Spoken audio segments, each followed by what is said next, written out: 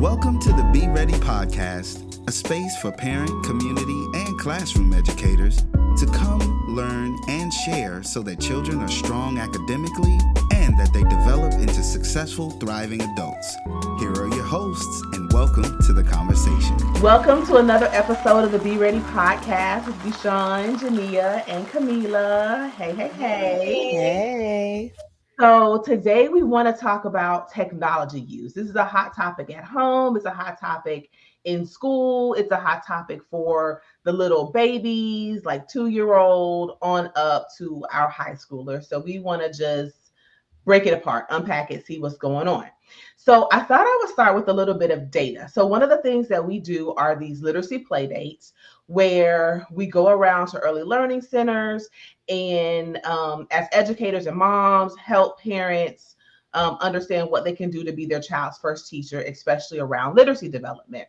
So one question we ask at the beginning and at the end is what types of reading materials do members of the household use with the child? So it's like books, magazines, recipes, and reading activities on phone, tablets, and computers.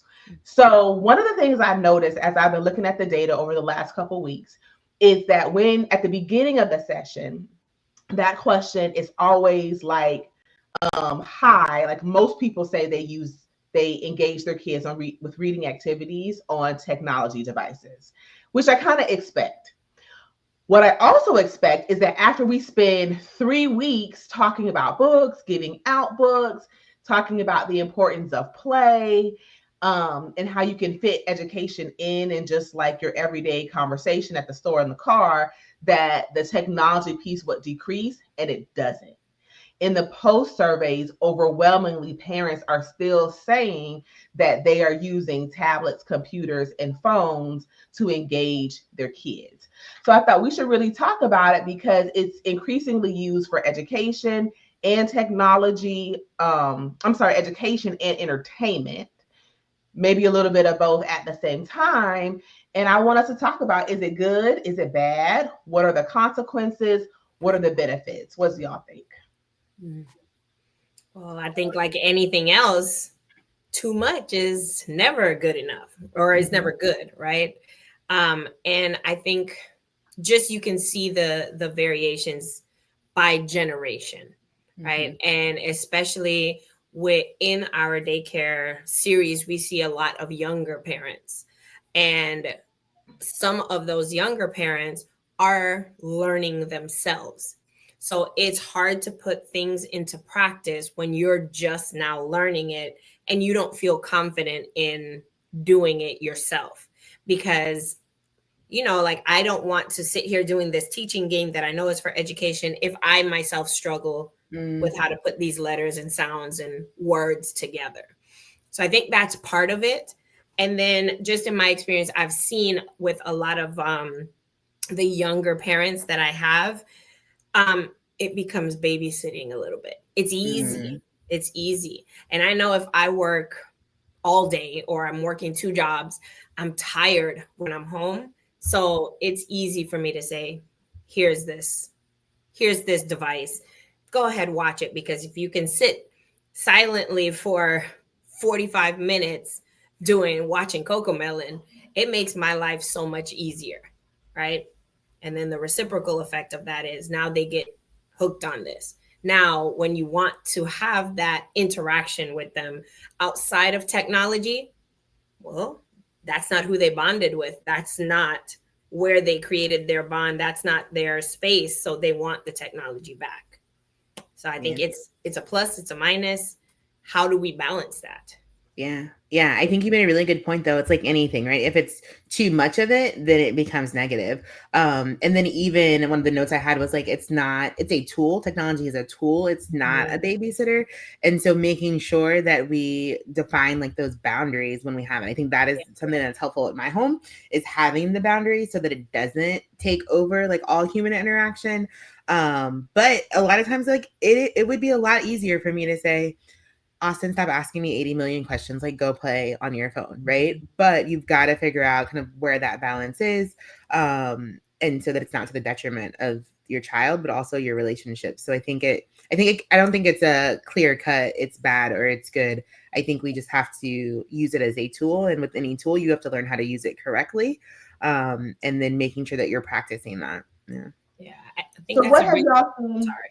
What have you seen in your home? Like what's your tech policy Mm-hmm. Yeah. or So practice? It's not a for school. me, it is, it is however, school, all of that gets done first, right? So I don't necessarily say each day a week you can only do an hour of technology. Now, on their devices, it will cut off if you've been on it for 3 hours or more. Most of the time, honestly, Lucas doesn't get to that. But it has to be, let's take care of our priorities first. When we sit and eat dinner, there are no phones, there are no tablets. It's together time. We talk, we have conversation. And he's quick to point you out. Like if you are looking at your phone, if it, dear God, vibrate, it is like, no phones at the table. Okay, I'm not on it. But we've just established this routine since he started kindergarten. When you come home, it's homework, then you shower, then you eat dinner, and then by the time you even have a chance for technology, there's maybe like 20, 30 minutes left before bed. So sure, you can watch TV. Sure, you can go on your tablet, but it ends up only being that. Now on the weekends, I definitely enforce a time limit, right? Because then he wants to be on the computer all the time. Then he wants to be on his tablet all the time. But it is still every day, whether we are at school or not, you have to do your reflex math practice. Then you have to read your book and log your reading log.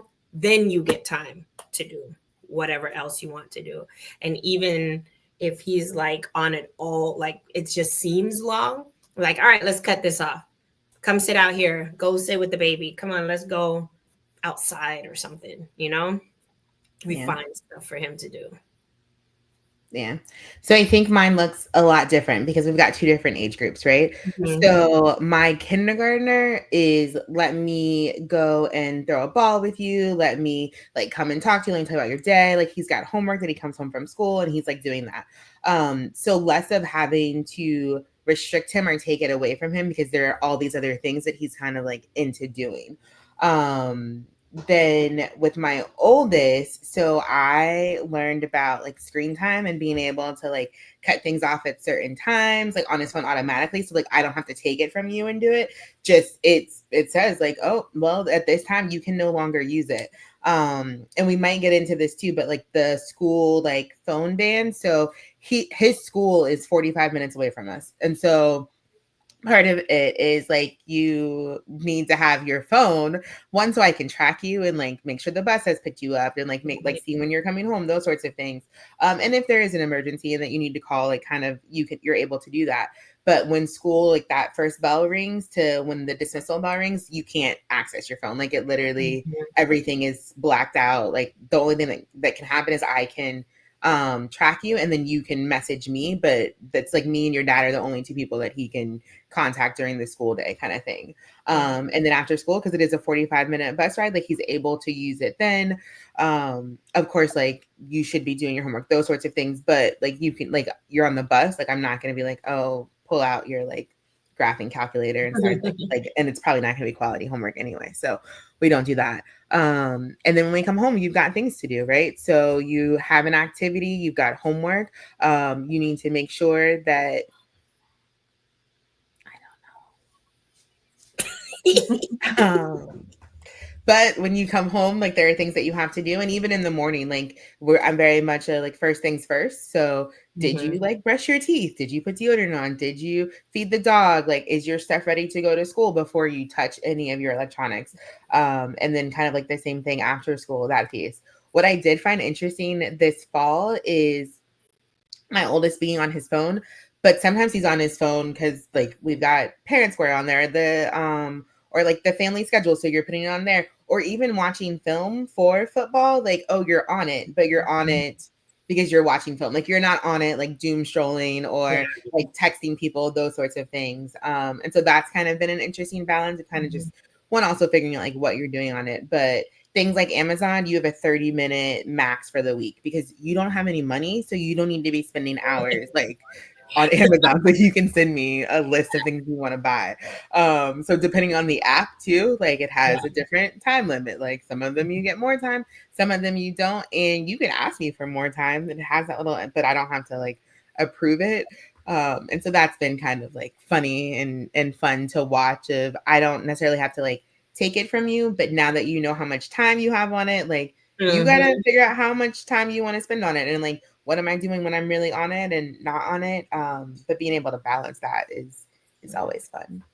Yeah, I think you brought up a good point though, because like watching like film for football and stuff, this goes into like it is a tool, right? It's a tool for learning. It's an opportunity for me to work towards something productive. So how do you balance? How do you balance that? Because 3 hours in front of the tablet or the phone watching the football feels like the equivalent of doing other stuff on there for 3 hours too, right? I would imagine it would have like the same kind of effect. I don't know. Oh yeah. I mean, I think it probably could. I don't know. And I think there's also like this piece when we're watching film for football, there's some sort of like conversation that's happening too. Like he's looking at it and then like dad will step in and be like, okay, so like what did you see in these like kind of plays, those sort of things. So it's not that you're just like, you're not just video gaming and there's no like dialogue about what is happening either. Like you're not just like zombied out into it. So I think there's kind of like that piece of it too. It's kind of like, you know, when you're, I don't know, just like you're watching something and then the dialogue behind it of what went right, what didn't go right, those kind of things. And then learning to see kind of what is next for it. So I don't know. I think that's important. The conversation, I feel like, is what breaks up the I'm in this small shelter one-on-one with my device and that's it. Nobody bothered me, because I feel like that's where like the unhealthy relationship with technology turns to. And you see it like even when I taught middle school kids coming back from like the COVID being all on the computer and then having to then break away from that was a huge issue. Like kids would wear like hoods or their hair super low so that their face wouldn't even be seen. It was such a crazy dynamic because it was like, now you have to be out here interacting with people. Right? That's something that I want to look into more, is what technology usage does to the brain. So whether it's being used as a tool, whether it's, you know, a learning thing like reflex or Lexia, or it is just gaming, right? Like how do the colors or the movement of the characters or having it close to your face, like how do those things impact the brain? Because we have similar like practices as you guys, but I know for my oldest son, no matter what he's doing, after he's on it for like 20, 30 minutes, like his attitude shifts. Like you can tell like the chemicals in his brain are different. So then we have to like go outside or drink some water or like do something physical in order to like reset the mind. So that's something that we're conscious of with the time limits and stuff like that. My little one, who's 3, is just getting into it because he sees his brother doing it. But we're constantly like redirecting and trying to find something else to do with him, like the balls. But the time I do let him use it is we have a long commute in the morning and it's 45 minutes. So I usually let him watch like something on PBS, which they actually have a new show called Weather Hunters. Have y'all heard about that? It's Al Roker. And they have like, and he has a wife and like 3 kids, and they are weather broadcasters. And it's really cartoon? Yeah, on PBS. And so I'll let him watch that. But even still, I'll try to like let him watch it a little bit, or like, no, today we're gonna listen to music or look for letters, because there have been times where we've gotten to daycare and he's just in a mood. Or he doesn't want to give it up. And I'm like, like I don't want to introduce it to him in this way, but also we're in the car for 45 minutes. A little Sesame Street ain't gonna hurt nobody. So so that is, you know, something. But you mentioned like the kids using it in COVID and stuff like that. And so it reminded me of something Dr. Tiffany said in one of our previous episodes about this generation being the loneliest generation, and then having to like pull away from the screen and then interact with people when I haven't really been doing that. So I just wonder, like, how, especially Eugenia in a middle school, like, how do you see that showing up? And is it different now that there's the ban on cell phones? Yeah, definitely. So I think middle school is like a weird space to be in general, right? With a phone or without a phone, like your brain's developing, all of the hormones and bodies changing, all of that. And then you get this device where you can see other middle schoolers from all over the world. And of course, they're like showing their best or brightest, right? Like they've got their ring light on, their lipstick, like everything looks perfect. And so for a lot of my like students, it was becoming kind of like this comparison like culture of, oh, I need to wear this because other kids are wearing it. And like that happens overall in school, but then adding the layer of like I have technology so I can see it a lot more. And it becomes really toxic. I think I saw a lot more like negative behavior before the cell phone ban between students where they're able, like they had the phone in class and so they're able to text each other and say, hey, like let's meet up and make not a great choice. I remember one year I had a student that was homesick FaceTime another student in class and like created this whole conflict, and you're not even here, but kids that were at school are now like experiencing this conflict, right? And so now that you don't have a phone, you actually have to like talk to each other, right? You have to interact with the adults that are there, with the students that are there, and it's been really fun. I think the cafeteria is like the best place to watch this because you've got kids that are like moving to go talk to other students. We've started like having fun Fridays at our school, and so like our kids are like dancing or like singing. Like I didn't even realize that y'all knew Fantasia, so it's just kind of funny to like watch them be kids and interact. It is sad though, because I wish that we could have taught them how to use their phone instead of just banning it. Yeah. Like that is the only piece for me is just if we could have just taught this differently, then we wouldn't have to completely take it away. And so now we do have to take it away and we see the benefits of that. But I think we also could have seen this if we were able to teach that instead of taking away. So I think it's good and bad, but now like yes, they're interacting with each other, but they still don't have the skills on how to use the phone appropriately. So then they go home and they can still make some of these not so great choices. Like they still post some things. And so I don't know. It's so crazy to think about, like we had to go so far left to just right a ship, but then it becomes an overcorrection, right? So I wonder if there can be like something to try to like walk them back to that, right?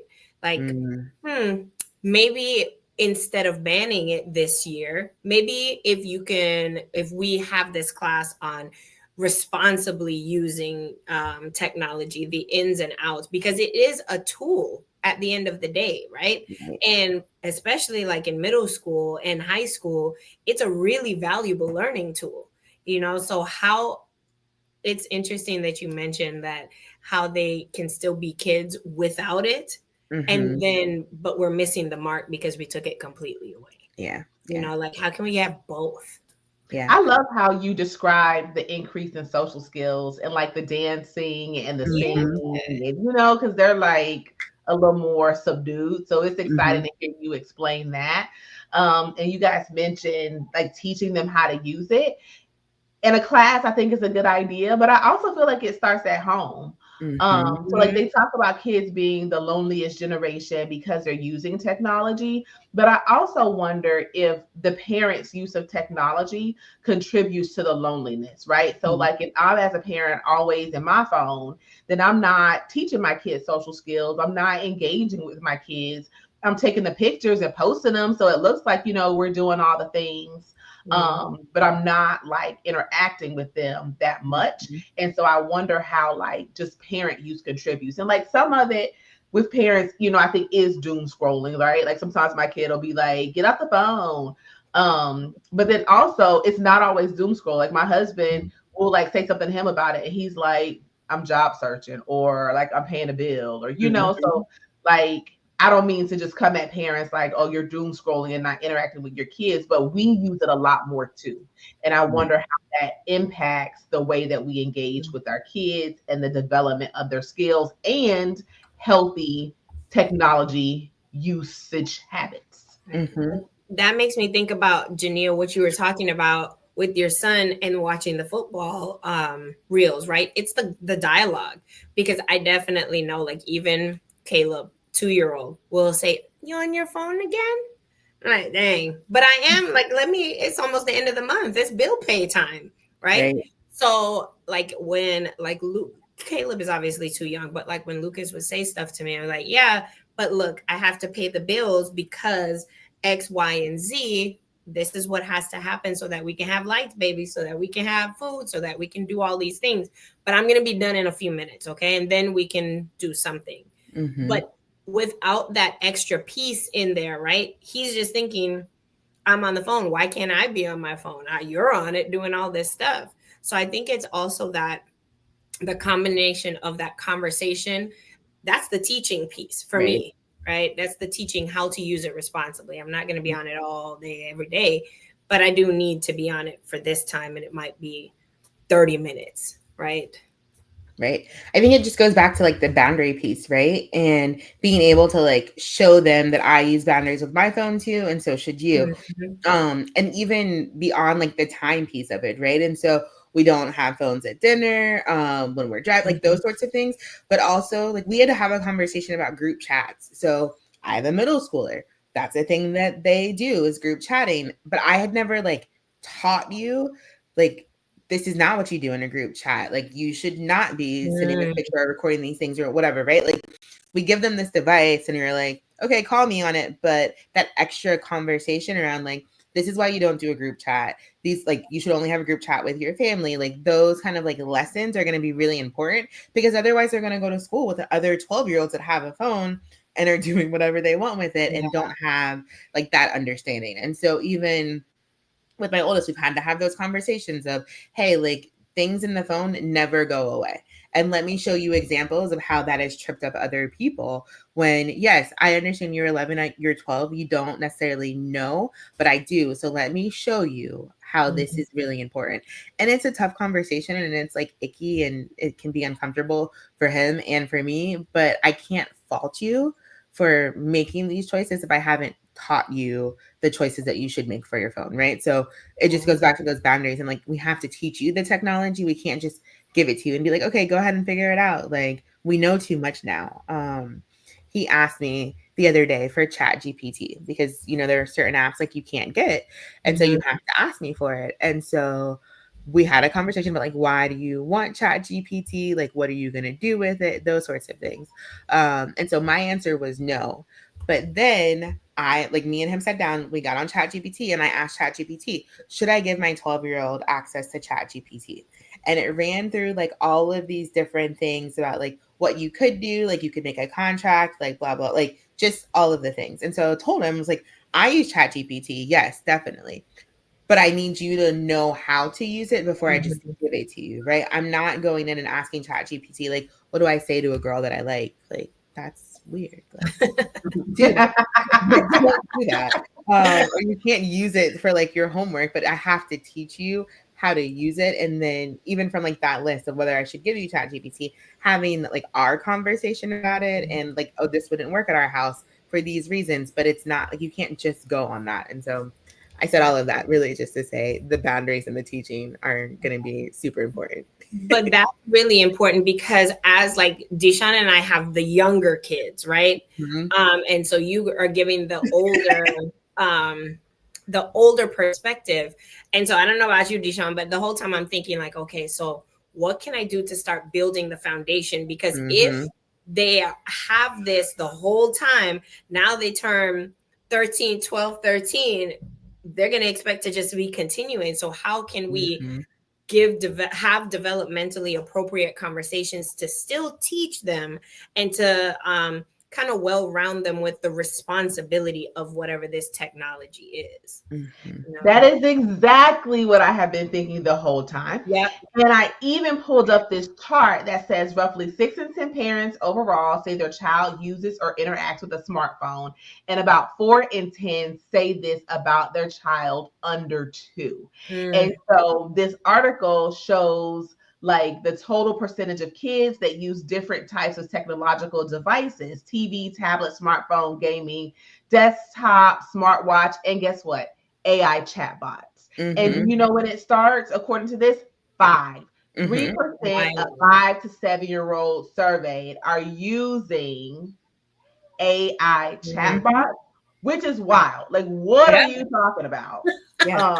When you are 5 and 7? But it just goes to the point of like, how do you start the habits? What are the habits that you need to start when your kids are little? Because it's here, it's not going away. Another thing I was looking at was showing me that like I think it was 30% of parents in low income households, 30% of those kids own smartphones compared to 20% of kids in middle income households and 16% of kids in upper income households. So I kind of wanted to throw that out there and see as one proof that like it's there, it's not going away. But also to see like how might that show up in education, since that's what we're bringing everybody together to talk about. Now that's really interesting to me because we see the biggest reading gaps in the lower economic, socioeconomic communities. And you see the more work being done, not more work, let me say a smaller reading gap in the more affluent communities, which is really interesting to me because as a teacher, somebody in the classroom, like I think all the time, like, obviously these people have more of the means to do all of the different things that they want to do to my child is struggling. Let me get this $400 a month tutor at whatever XYZ tutoring company. And let me have somebody private tutor my child. Let me buy all of these books. Let me do all of these things. And it's not to say that our parents in the lower socioeconomic realm don't want to do those things too, but the means are just different. And so it really kind of blows my mind a little bit to think like, why do they have smartphones? Number one, right? But then also, how is the smartphone, how is that technology being used? Because I feel like that could be then utilized to help some of those things, to help close that reading gap, to help, bridge the students at home and at school village. That's interesting. It is. Like, one of the things that came to my mind is like, okay, well, is it supervision, right? Like, if I'm constantly, like, if I have to work multiple jobs, I need to get you a phone because I need to be able to, my earring. I need to track like where you are, be able to talk to you when I'm not there, and all households don't have that issue. So I felt like that might be, one indicator of it. Yeah. I mean, maybe. I've definitely seen and experienced that, but then on the other side, like it being a babysitter for my child whenever I need a break. And if I'm always working these jobs and I'm tired when I get home and I got, I don't know, even if it's just one child, I'm tired. So it's easier for me. I wonder if it's a perceived status symbol at all. Yeah. Yes. So my brain went to be like being a social worker and having families that struggled with housing stability, but their students still had on Jordans. Yeah. And I remember so many people used to have this conversation. Well, like, how do they have Jordans and like they can't pay their rent? You don't have to like look like what you're going through. And that like that was a piece for me of like there is like these rules. I can't remember the book. I'm going to have to look at it, but kind of like these rules of different socioeconomic like classes, right? And how we look at tools and technology and the things that we have. And so that is a piece of it. It's like, yes, it probably is like supervision. I think going back to the basis of like why you had phones, those kind of connection pieces. And and like, oh, I'm going to be at work all day long, or like, I don't have time to, like, I don't have the time or the privilege to be home with you when you get home from school and do your homework with you and like sit with you for hours. And so like, I'm going to give you this phone because that a piece of that also is like, hey, I care about you and I'm giving you something so that you can connect to me. Right. I think it also goes back to like that happening is because we don't know better, right? Like we haven't had this conversation, right? And so maybe some of our families are like, oh, I didn't even see this as like something that was going to be harming my student and how they achieve, but more of like oh, this is something that you can go on and like you can Google and you can connect with me and those sorts of things. And so being able, I think this conversation is really important for that, but I think it is both not knowing the harm that is possible from the lack of human connection and having the phone and not having the books and not having those pieces. But also some of it is like the rules of your socioeconomic status too, like some of those underlying pieces of I don't have to look like I don't have, like I can have. Yeah. Yeah. I feel like a theme. Go ahead, Camila. No, my brain is like going, right? So I'm thinking about like part of it is the having and or the not having and not looking like what you're going through. And it made me think about like my mom will always tell me, you take pride in the way you look when you leave this house. Doesn't mean that I have to have all of the new Jordans that come out every single time, right? And I think that sometimes the facade that our community puts on because, you know, like I don't want to be looked at as lesser, you know, like that equating the way I look to who I am, right? And what I can do. And there's a certain element of it for me, at least, that like, yeah, I take pride in the way you look, but are all my resources going to this? Yeah. Or can I like do that in a different way? And then part of it, as you were talking, for me was the not doing, right? So you can go on your phone to do this. You can do this. But are we teaching them to do it? Are we showing them even how like that can be done?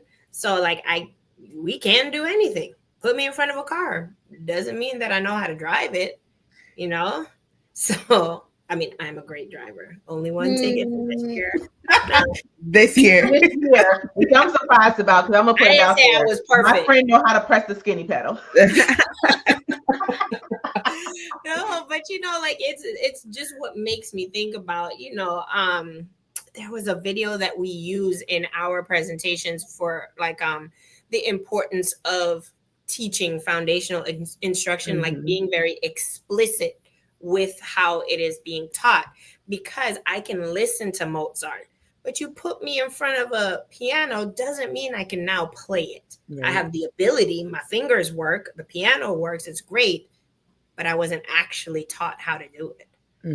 So it just, what you were saying, Janelle, was connecting with so many different things, like even that I've experienced in the classroom, but then also hearing my mom's voice, you know, like take pride in the way you look.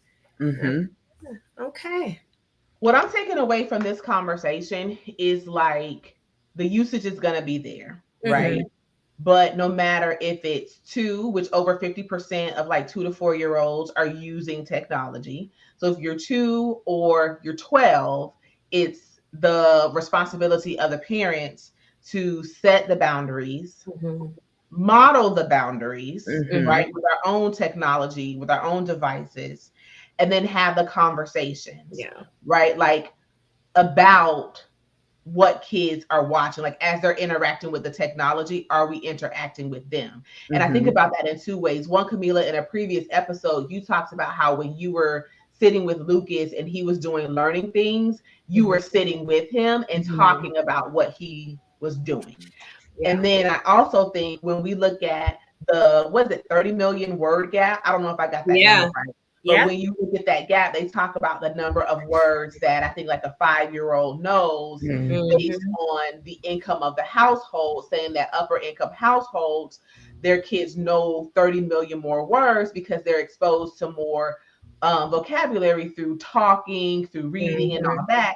And I wonder, is there a correlation between that and the smartphone usage and owning and stuff? So I think that just drives home the point of conversation, right? Like, don't leave out the converse. Even if you're going to use the technology piece, don't slack up on the conversation because it matters for the literacy development. And you can also have the conversation while they are using the device. Right. Well, the first 4 years of life is just oral language. That's the skill, right? So, yeah. I found this article in the New York Times, and they surveyed teenagers about the decline in literacy rates in this country. And of course, adults were like, it's because they're always on those devices. And the teenagers kind of pushed back a little bit, and they were saying that it's a combination of factors between like their experiences during the pandemic, which we talked about, the overwhelming workload of high school, which I'm sure just like takes all the fun out of reading for enjoyment. Right. And they said like the screen time, that was major too. That part of what the screen time did is decrease their attention spans, which makes it harder to like sit and read a book, which if I'm honest, happens to me a little bit too. Like I definitely know my attention span is not what it used to be to like read a book. So I just think like, man, knowing that teenagers say that, we've got to start setting those boundaries and having those conversations with our little kids so that, our teenagers don't have that same experience. Just because I know we're getting ready to wrap up, but you made a really good point. And like recently, like within the past month or so, I had concerns about Lucas's attention, right, when he's working, and his frustration level when things did not work immediately, or when it wasn't an immediate gratification type of thing. He wasn't feeling successful. And that is one of the things that the doctor shared with me, because she mentioned the fact that I had a concern about him having ADHD. And she said, it may also just be screen time. And I said, but he doesn't really, he's not sitting in front of a screen for a long period of time all the time or whatever. She said, but what is he watching? And if you look at like the YouTube reels, it's 30 seconds. It's if I don't like it, I'm switching, I'm moving. If I'm playing this game, and I've watched him, so we've become very much more involved in what he was doing with this screen. He started to play a game, lose, switch. I don't want to play this game anymore. Play, lose, switch. I don't want to play this game anymore. Or if the instructions were not going as fast as he wanted it to, he just wanted to get to it. It was a big deal. Like he would just switch. So it was the constant switch, the instant gratification of being able to do that. I can't do that on my worksheet with 20 problems. I got to get through this. Or if I have to read a few paragraphs, right, I have to have the reading stamina for it. But if it's not something that I like, I can't just switch it. I have to stick through it. And it has been such an adjustment since we told him absolutely no more of them YouTube reels, aside from the fact that we told you not to watch it anyway. It's inappropriate. But like no more of that. If you're also on your computer playing a game, TV cannot be on. It's not a back and forth type of thing. You know what I mean? I have seen a difference. And I'm so glad that I had that conversation with her, because I'm thinking like, is this early signs of like ADHD, or like, what is this? And I've seen a difference with that. So I'm so glad that you shared that. I'm definitely going to be paying attention to it, because now that Cam is into football, that is all that's on the TV is these like 10-second best play highlights. Yeah. So I'm definitely he's going to be mad. He's going to be mad at me. He's going to be mad at you because you put it on my mind, but and then Lucas can commiserate I together. was about to say, tell him to have conversations with Lucas about it. But I'm glad you said it. I'm mad you said it at the end of the episode, because I feel like we could spend a lot of time unpacking that, but we're going to have to do it on Instagram or something. All right. Well, thanks for watching. If it resonated with you, like it, share it, comment, subscribe. Until next month. Bye. Bye, y'all.